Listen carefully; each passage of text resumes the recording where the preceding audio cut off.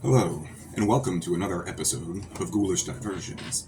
Today I would like to narrate yet another short story by Edgar Allan Poe, and this also is one of his most well-known works as well, and it is The Telltale Heart, and it was published in January 1843. So please, take a moment and join me as we get right into some more of Mr. Poe's work. The Telltale Heart. True, nervous, very, very dreadfully nervous, I had been and am. But why will you say that I am mad? The disease had sharpened my senses, not destroyed, not dulled them. Above all was the sense of hearing acute. I heard all things in the heaven and in the earth. I heard many things in hell. How, then, am I mad? Hearken and observe how healthily, how calmly I can tell you the whole story. It is impossible to say how first the idea entered my brain, but once conceived, it haunted me day and night. Object, there was none. Passion, there was none. I loved the old man. He had never wronged me. He had never given me insult. For his gold, I had no desire. I think it was his eye. Yes, it was this. One of his eyes resembled that of a vulture, a pale blue eye with a film over it. Whenever it fell upon me, my blood ran cold, and so by degrees, very gradually, I made up my mind to take the life of the old man, and thus rid myself of the eye forever. Now this is the point, you fancy me mad. Madmen know nothing, but you should have seen me. You should have seen how wisely I proceeded, with what caution, with what foresight, with what dissimulation I went to work. I was never kinder to the old man than during the whole week before I killed him.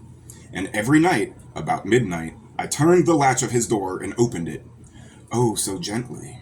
And then, when I had made an opening sufficient for my head, I put in a dark lantern, all closed. Closed, so that no light shone out, and then I thrust in my head. Oh, you would have laughed to see how cunningly I thrust it in. I moved it slowly, very, very slowly, so that I might not disturb the old man's sleep. It took me an hour to place my whole head within the opening so far that I could see him as he lay upon his bed. Ha! Would a madman have been so wise as this? And then, when my head was well in the room, I undid the lantern. Cautiously. Oh, so cautiously. Cautiously, for the hinges creaked. I undid it just so much that a single thin ray fell upon the vulture eye. And this I did for 7 long nights, every night, just at midnight. But I found the eye always closed, and so it was impossible to do the work, for it was not the old man who vexed me, but his evil eye. And every morning, when the day broke, I went boldly into the chamber and spoke courageously to him, calling him by name in a hearty tone, and inquiring how he had passed the night. So you see, he would have been a very profound old man, indeed, to suspect that every night, just at 12, I looked in upon him while he slept. Upon the 8th night, I was more than usually cautious in opening the door. A watch's minute hand moves more quickly than did mine. Never before the night had I felt the extent of my own powers, of my own sagacity. I could scarcely contain my feelings of triumph, to think that there I was, opening the door little by little, and he had not even to dream of my secret deeds or thoughts. I fairly chuckled at the idea, and perhaps he heard me, for he moved on the bed suddenly, as if startled. Now you may think that I drew back, but no. His room was as black as pitch, with the thick darkness, for the shutters were closed fastened through fear of robbers. And so I knew that he could not see the opening of the door, and I kept pushing it on, steadily, steadily. I had my head in, and was about to open the lantern, when my thumb slipped upon the tin fastening, and the old man sprang up in the bed, crying out, "Who's there?" I kept quiet, still, and said nothing. Kept quite still, rather. For a whole hour I did not move a muscle, and in the meantime I did not hear him lie down. He was still sitting up in the bed listening, just as I have done, night after night, hearkening to the death watches in the wall.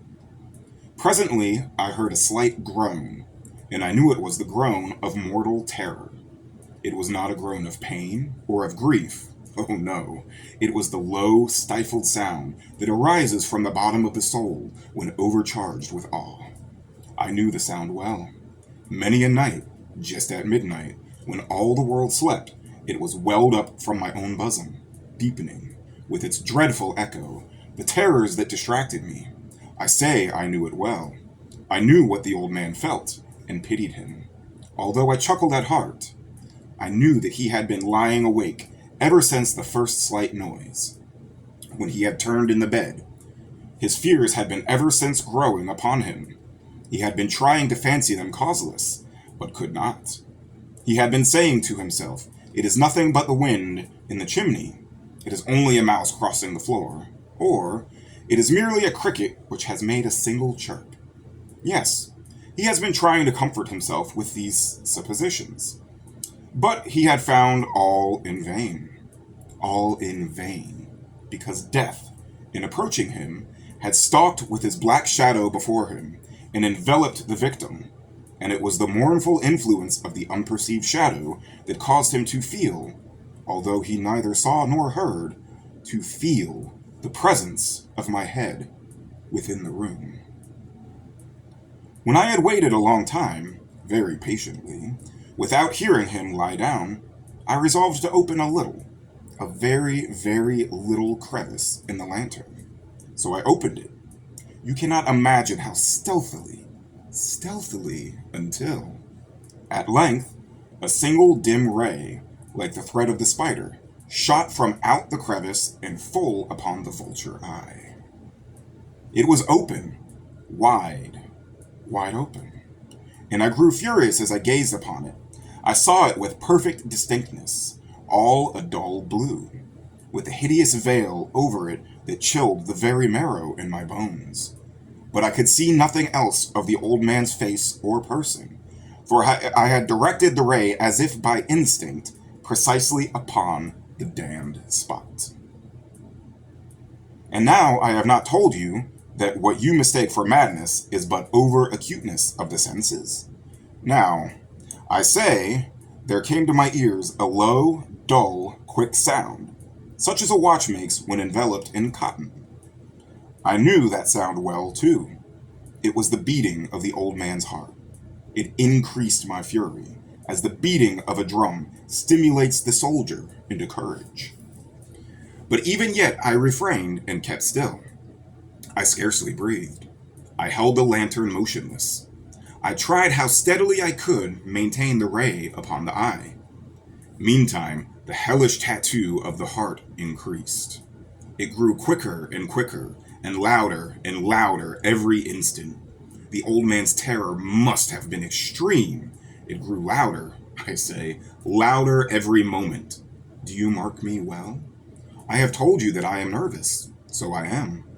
And now at the dead hour of the night, amid the dreadful silence of that old house, so strange a noise as this excited me to uncontrollable terror.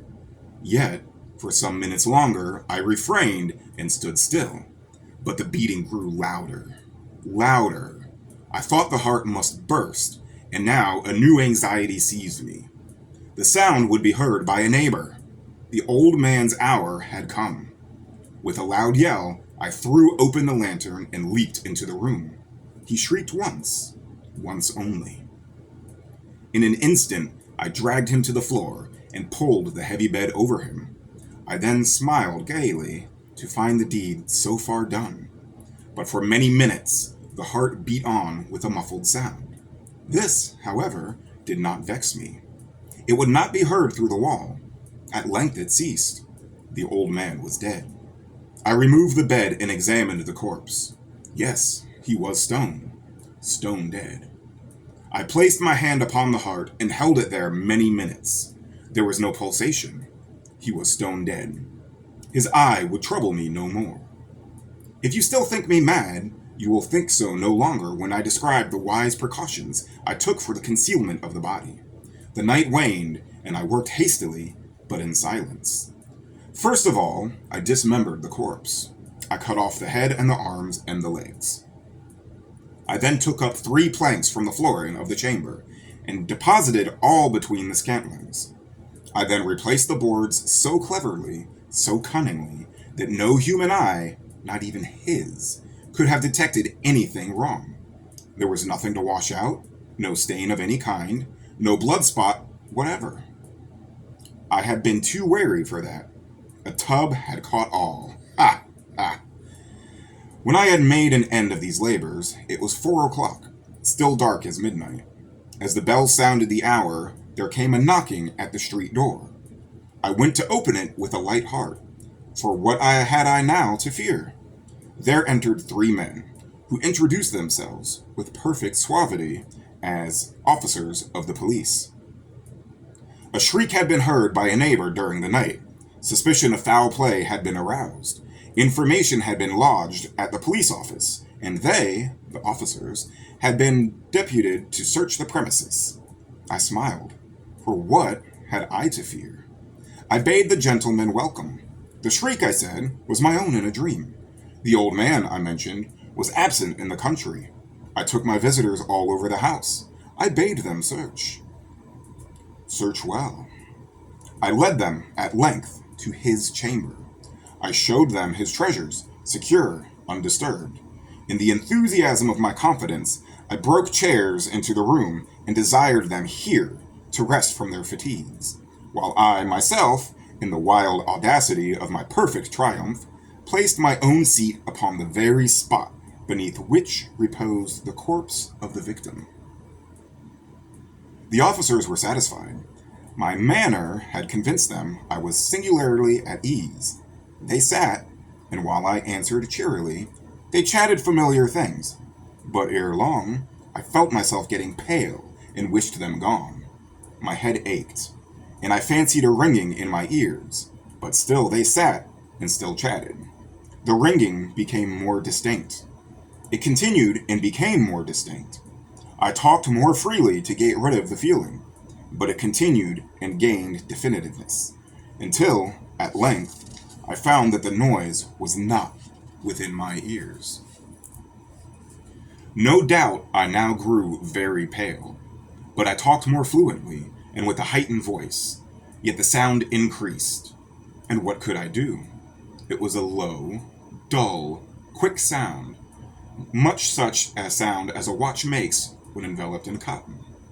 I gasped for breath, and yet the officers heard it not. I talked more quickly, more vehemently, but the noise steadily increased. I rose and argued about trifles, in a high key, with no violent gesticulations, but the noise steadily increased. Why would they not be gone? I paced the floor to and fro with heavy strides, as if excited to fury by the observation of the men, but the noise steadily increased. Oh God, what could I do? I foamed, I raved, I swore, I swung the chair upon all and continually increased. I swung the chair upon which I had been sitting and grated it upon the boards, but the noise arose over all and continually increased. It grew louder, louder, louder, and still the men chatted pleasantly and smiled. Was it possible they heard not? Almighty God! No, no! They heard, they suspected, they knew. They were making a mockery of my horror. This I thought, and this I think. But anything was better than this agony. Anything was more tolerable than this derision. I could bear those hypocritical smiles no longer. I felt that I must scream or die. And now again, hark! Louder, louder, louder. Villains! I shrieked. Dissemble no more. I admit the deed. Tear up the planks. Here, here! It is the beating of his hideous heart. I do hope that you enjoyed hearing this story today. And as usual, I do plan on reading more of Mr. Poe's works, among other authors that I will come across. That is just some of the more well-known that I'd like to be sure to get out there. So, again, thank you very much for your time in joining me today. and I really hope that you will join me in my future episodes. Thank you.